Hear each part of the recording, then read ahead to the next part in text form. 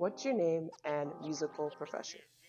My name is Thelonious, and I'm a rapper, songwriter, storyteller. Um, I make music, and I love what I do. Can you tell us about what inspired your journey into hip hop and how you got started as an artist? Yeah, so growing up, my parents both made music. My dad was a keys player. My mom sang gospel music. Music was always in the house growing up.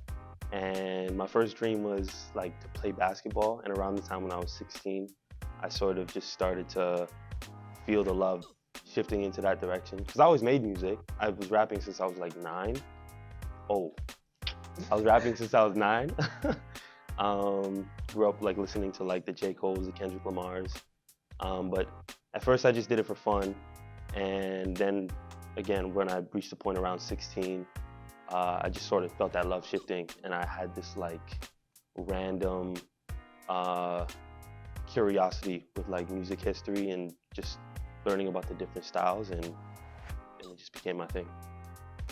Tell us about the first time you ever performed in front of a live audience. Nerve-wracking. So I always had really bad stage fright. When I used to play basketball, it was also a problem. Like I was always like really nervous, and I would play really well in the parks, but sometimes I would get in front of that big crowd and I would just like shut down. So when rap became my thing at 16, I didn't touch a stage for the first time until I was about 19, when I did an open mic, when I finally like got the courage up, and it went pretty well and I was really confident. And then the second time I did it, it was like not as good. But then the third time was like the first time I did a real show with my like name on the flyer, and that was really cool. So yeah, took a long time to get there, but it went pretty well.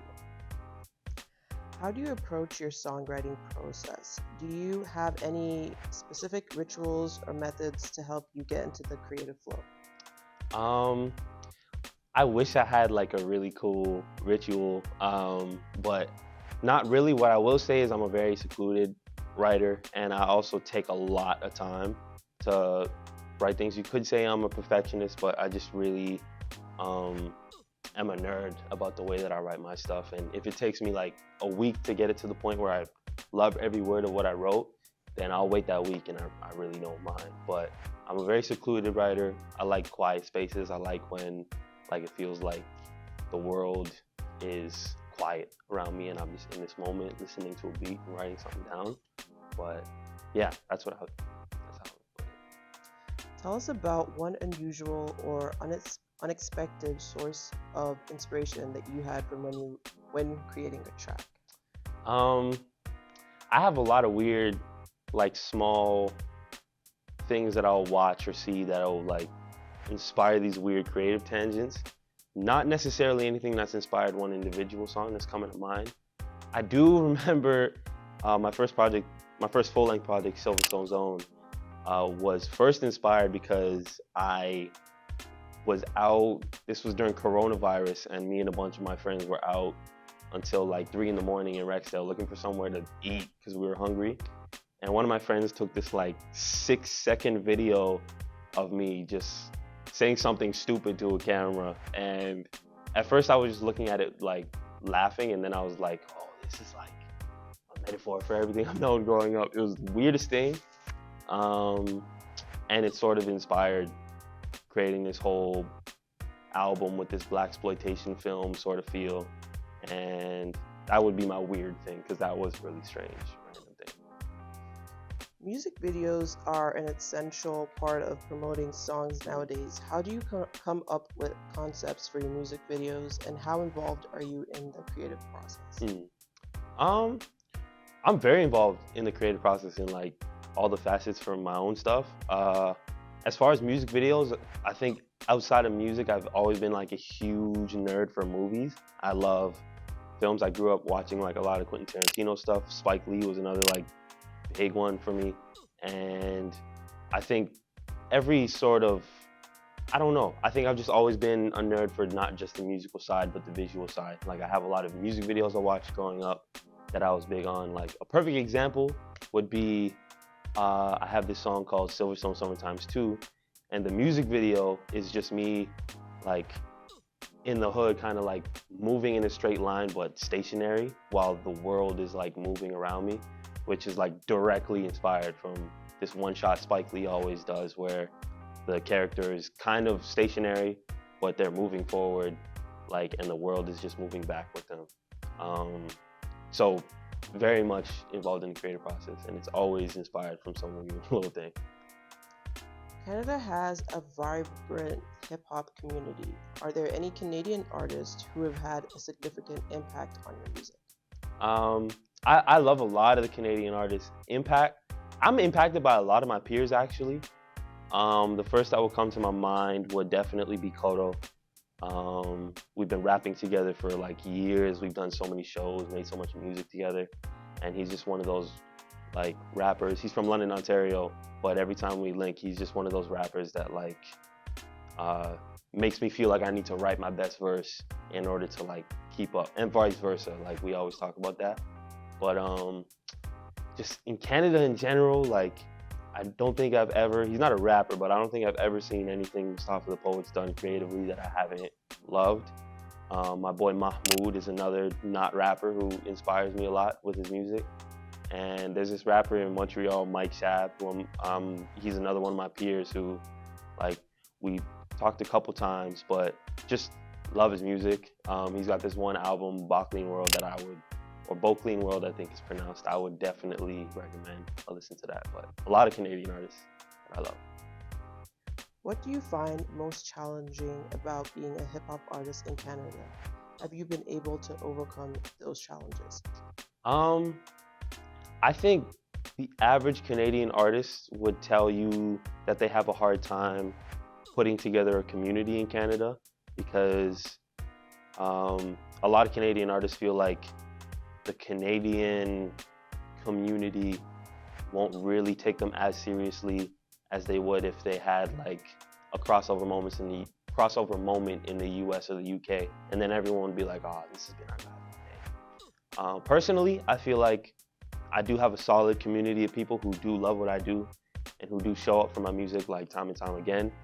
And I have been working on music with people outside of Canada, but I wouldn't necessarily say that I've felt that challenge as much personally. I don't know what it is, but that would be one challenge that I've heard a lot.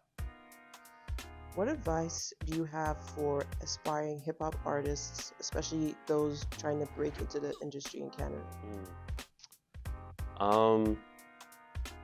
Be honest and be genuine, like be yourself, because if you're not, one, people will see through it, and two, if you like, I'd rather lose being myself.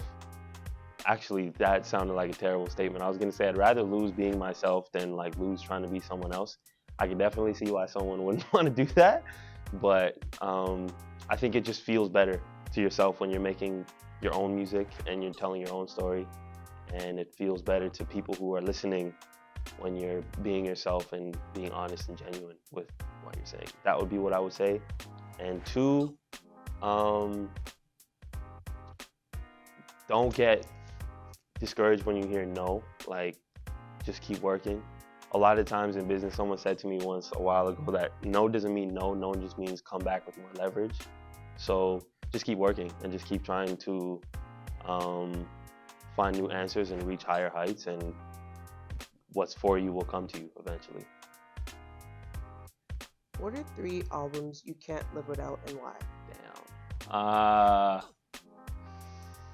This is a tough one because I'd have to think about what I listen to on a regular basis. I would say, I'm gonna say To Pimp a Butterfly is one, because it's just like, of all the hip hop albums I've heard, it's just, there's so much about that album I can go on about, so I'm not even gonna do it. Going back in time, because I love a lot more than just hip hop, I would say Kinda Blue for sure by Miles Davis. I love that album. It was like my first jazz album I ever like loved front to back.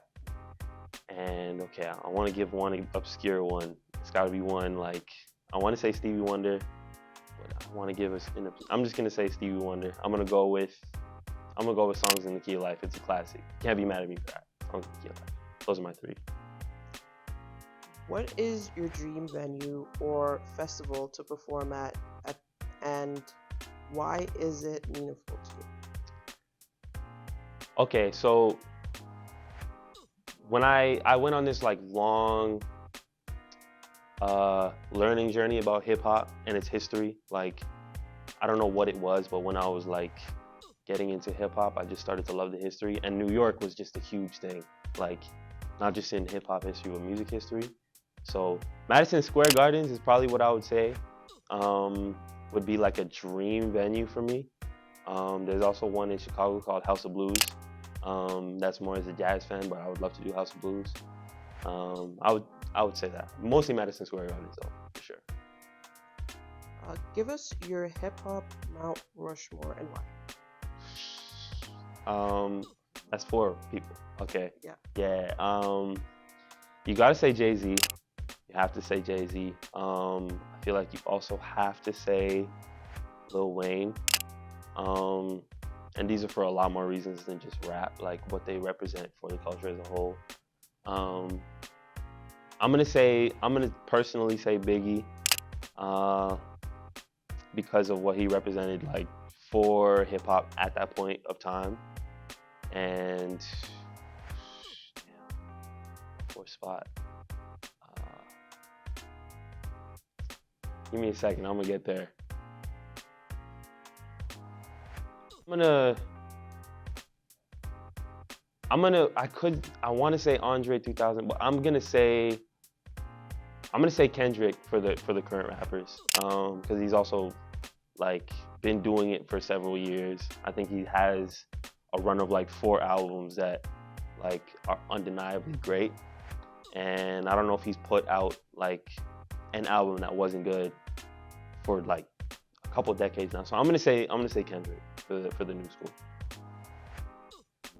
Where can people find your music and do you have any recently released or upcoming projects?